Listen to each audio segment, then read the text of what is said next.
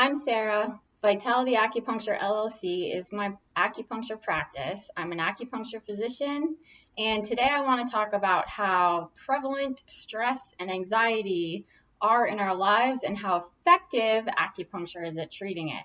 We all know that acupuncture is extremely effective at treating pain and inflammation and tissue repair. Most people don't know that, but it's very effective at tissue repair. However, today, stress and anxiety, I think most of us are carrying around, including our children. Definitely, most of my patients right now come in for stress and anxiety given everything that's going on in the world. Jobs are up in the air, and today is actually the first day of school, so I know the little people have stress and anxiety as well. The way that it works is that acupuncture releases ATP in our tissues and cells, and then the calming neurotransmitters get released. That's a short, quick blurb about how it works, but there's more on my website if you want to read about that.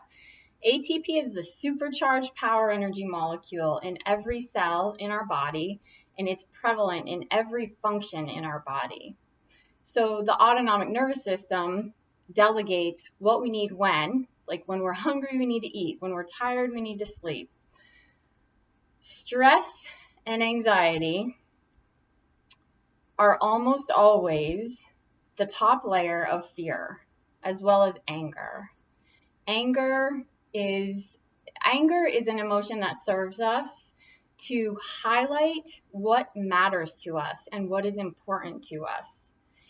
It does not serve us when we go take it out on somebody else or ourselves.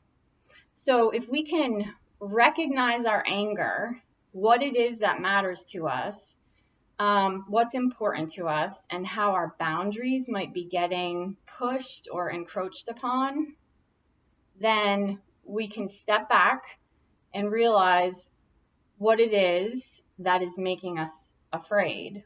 Most people are driven by the fear of loss. So whatever that is, it could be fear of loss of your kids, your house, your job, your ability to think clearly. that would be scary, actually. And my job as an acupuncture physician and a mom is to treat inflammation. So anxiety, stress, and fear are actually, I think, a form of mental emotional inflammation. Anger, definitely. I mean, you can see when somebody's angry physically, their face gets red, they can and their temperature goes up, sometimes fists clench if they're younger kids. You've seen it, right? Like the 2-year-old that doesn't get the Matchbox car when they want it, or the bigger piece of cake that their brother gets. That can spark some serious anger. So as people, I think in general, like you've seen road rage, right? That's no fun for anyone. If we all had the tools to alleviate and diffuse anger, the world would be a much happier, harmonious, healthy place. And divorce is another one that can cause serious, heavy-duty emotions like anxiety, fear, anger, fear of loss, definitely, loneliness, isolation, all of that. The interesting thing is that when we acknowledge our anger, it dissipates. When someone comes in as a patient and they come in with inflammation, it's usually causing pain. And through the intake, I do all the questions, and what comes out is a pattern of disharmony or imbalance or sickness or illness or disease. And then I know what to treat where in order to alleviate the inflammation and get rid of the pain. And not only that, but get the organs functioning together, the autonomic nervous system communicating with the body. That actually happens. The organs communicate with the brain and the brain communicates with the body. It's pretty cool. So inflammation starts subsiding. and then the pain starts going down, and then tissue repair kicks in with nitric oxide, which is just one of the mechanisms. What's really pretty cool is we have a big picture window in front of our front desk at our office. So before we even meet somebody, they walk in sideways to our front door to open it. And you can right away in those split 2 seconds, usually they're on the phone, so it takes them a little longer to get to the front door, which only helps me. I can look at their posture, their body language, the way they're carrying themselves, the way their head is over their body. And for example, if somebody comes in like this, they're probably anxious, angry, late for their appointment.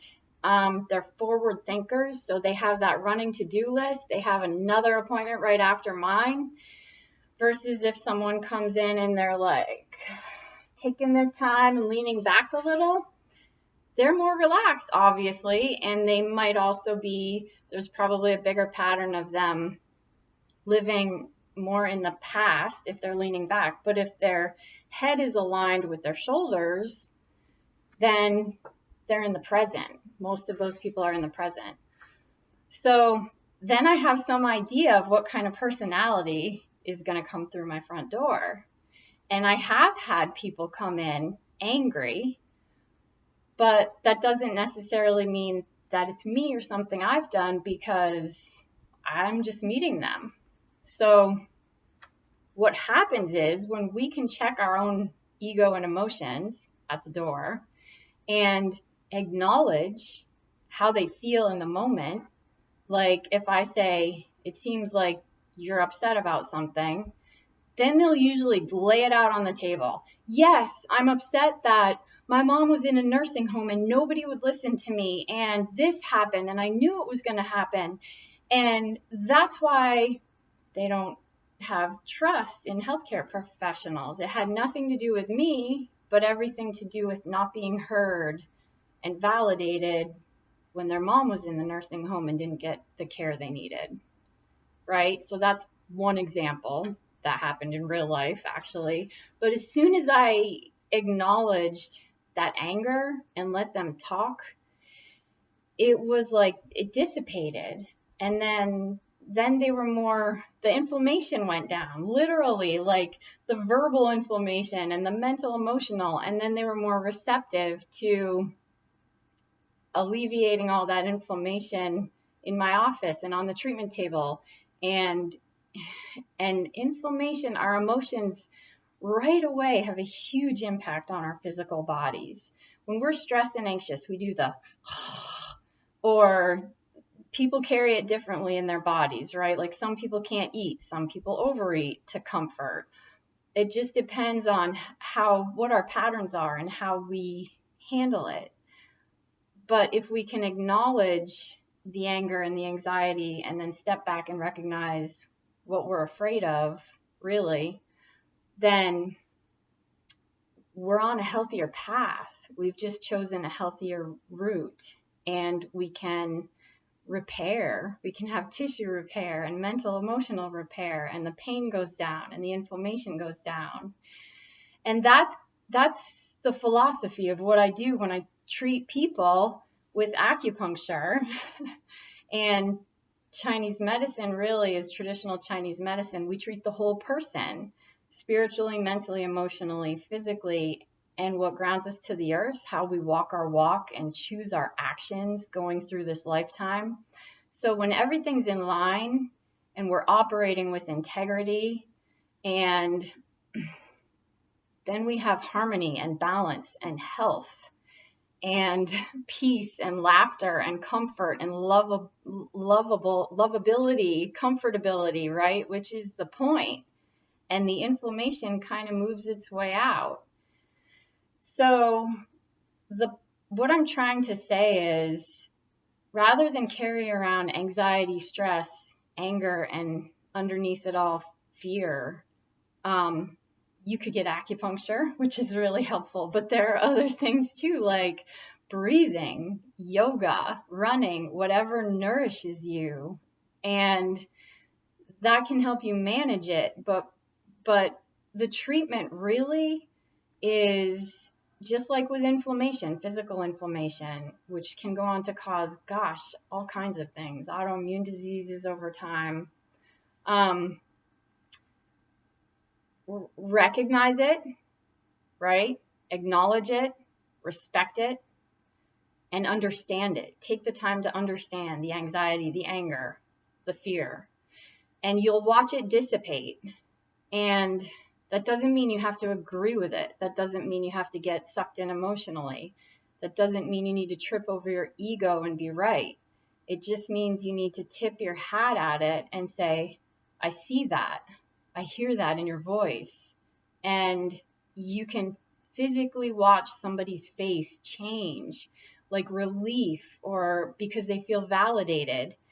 And I mean, if you take an angry person and you treat them with acupuncture, well, you shouldn't unless you're an acupuncture physician and you've had proper training, but their blood pressure will drop and to a happy level, and their heart rate goes down. That's why when people walk out of my office after a treatment, they're like acustoned, like they feel calmer and soothed and more centered, and like, that's how they walk out. Even angry people that originally came in, and it's within them. It triggers those calming neurotransmitters within them. And then physically, the effects are astounding. Like over time, it keeps people healthy, really. And that's my purpose, is to create health, calmness, harmony, balance, so our body functions at optimal levels on a regular basis, and comfortability and peace. And what I've learned in my own life too is to try to, it's my responsibility to keep practicing to establish that with myself, within myself, with my children, with my patients, and every situation that comes up in life, if that's the goal. I don't want to be the one to inflame anything, because I need to walk the walk and bring to the table exactly what I'm treating and what I'm promoting, and it's health and all of the things that I listed above, right? So we understand where it's coming from, what causes it. It's like a cortisol shot versus an acupuncture treatment, right? The cortisol takes away the pain and inflammation, but it's temporary. It's a Band-Aid fix. And chances are that pain and inflammation is going to come back. Not only that, but too many cortisol shots can set you up for stroke. It doesn't treat the problem. So if we apply steps to soothe and calm and acknowledge and respect and understand, not only to ourselves, but to other people and physically, right, then we can maintain health and reestablish health and healthy relationships and communication. And we change the path, which could otherwise be really destructive. So that's what I want to say about acupuncture. It's far more than just treating pain. And ultimately, we all need healing, and we need healing in our relationships and healing within our hearts. And a lot of people feel lonely and scared right now and anxious. And there are steps you can take to be better, feel better, do better, and help other people around you. And that's super surviving. When you learn from your stuff, you get better and healthier, and then you take that and use it to help other people. That's super surviving, not just surviving. And it's our responsibility to do that, I think, for people. And that's the greater good. And that's Vitality Acupuncture. And that's how I'm trying to roll. And I'm not always perfect at it, but I'm going to keep trying every day. Thank you.